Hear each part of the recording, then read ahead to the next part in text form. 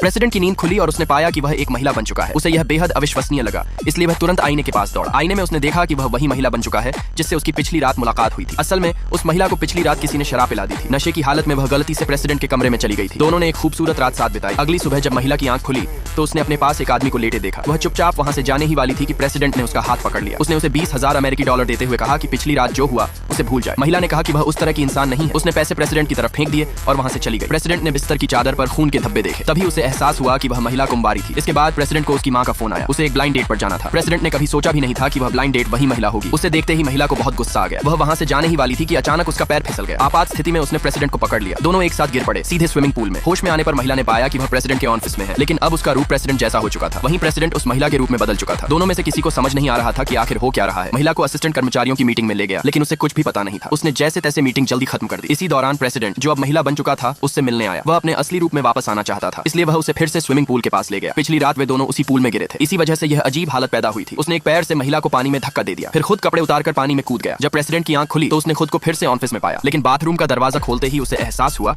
कि वह अब भी अपने असली रूप में वापस नहीं आया है। महिला उसके शरीर पर फेस मास्क लगा रही थी। प्रेसिडेंट बहुत गुस्से में था। उसे समझ नहीं आ रहा था कि वह अपने असली रूप में कैसे लौटे।